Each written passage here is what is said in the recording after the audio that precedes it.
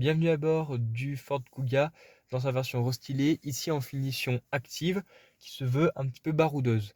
Alors, juste rapidement pour cette finition, la seule particularité c'est la sellerie, avec une sellerie mélangeant cuir et alcantara, surpiquée active. Pour le reste, c'est la même planche de bord que les autres Kuga, qui a été restylée il y a quelques mois pour rappel. Elle se compose d'une instrumentation numérique de 12,3 pouces, comme vous pouvez le constater, qui peut être supplé selon les finitions et les options par un système d'affichage tête haute, mais également ce colossal écran central de plus de 13 pouces, utilisant la dernière version du système Sync, connu chez Ford pour sa rapidité et sa facilité d'usage. Ce système multimédia, pour être honnête, c'est la première fois que je le vois et que je l'utilise. Et pour ma part, je m'y fais assez rapidement. Il est assez ergonomique, il est assez rapide à utiliser, il est assez rapide dans ses calculs notamment.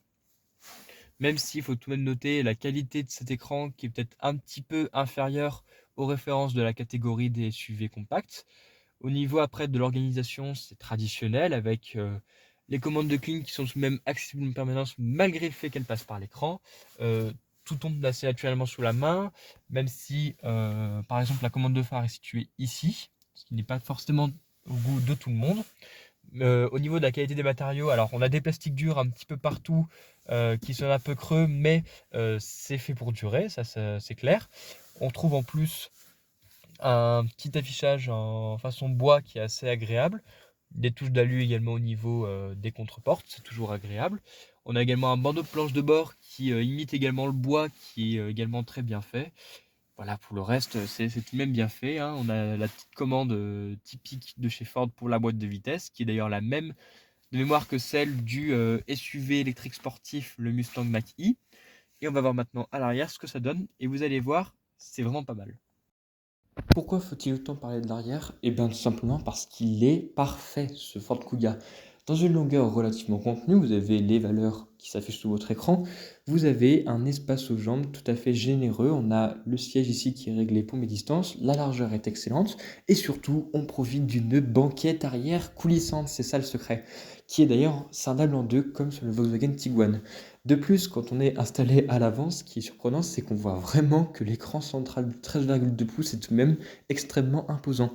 On trouve en plus des prises de recharge de type USB-C et des bouches d'aération. Et du côté de la contreporte, même si c'est du plastique dur, c'est tout de même solidement installé. Et en plus, on a toujours des petits détails comme le haut-parleur. Le coffre aussi, il y a beaucoup à dire. Premier bon point, l'ouverture peut être motorisée. On en reparlera dans les équipements. Ensuite, le volume de coffre est excellent, 536 litres de base, et le volume peut être modulé justement par cette fameuse banquette coulissante. Le seuil de chargement est très bas, les formes régulières sont pratiques, on a des lignes bien carrées, agréables. On trouve également un cache-bagages, la banquette est rabattable selon le format 1 tiers 2 tiers, on trouve même des tirettes pour rabattre les sièges depuis le coffre et un plancher modulable. Donc de ce point de vue-là, on a vraiment l'habitabilité et le volume de coffre d'un monospace. Au niveau des équipements, accrochez-vous bien avec cette admiration car c'est tout simplement le modèle le plus équipé de tous les modèles que nous avions déjà présentés sur ce compte. En plus des équipements obligatoires comme l'alerte de survitesse, la lecture des panneaux ou l'aide au maintien dans la voie, on trouve la climatisation bisone automatique, la connexion Apple CarPlay et Android Auto sans fil, les sièges à commande électrique, l'aide au parking automatisé, les modes de conduite, les radars de parking avant, arrière, caméra 360, système de surveillance active des angles morts, projecteur avant Matrix LED avec signature lumineuse au niveau de la calandre, des jantes alliages de 18 pouces, mais également un pack off-road active qui surélève un peu le véhicule et met des sabots de protection un peu partout. On trouve également le haillon électrique, la navigation, l'affichage tête haute et la boîte de vitesse automatique, sans oublier le système de micro-hybridation. Vous êtes encore là? On va encore pouvoir parler mécanique. Justement, on y vient. Le moteur de notre modèle de présentation est un 4 cylindres essence, mais modifié par Ford pour qu'il accepte de l'E85, développant 180 chevaux. Il est accouplé à la fameuse boîte PowerShift, une boîte à double embrayage, façon DSG Volkswagen. Visiblement, il y a beaucoup de liens avec le Tiguan. Et également un système d'hybridation léger qui permet d'économiser un peu de carburant.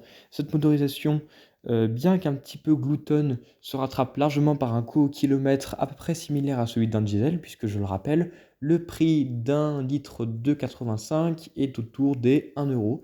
Et surtout, plus de 2300 stations proposent ce carburant. Donc ça peut être une offre totalement intéressante aux côtés de la version hybride rechargeable 4 euros motrice.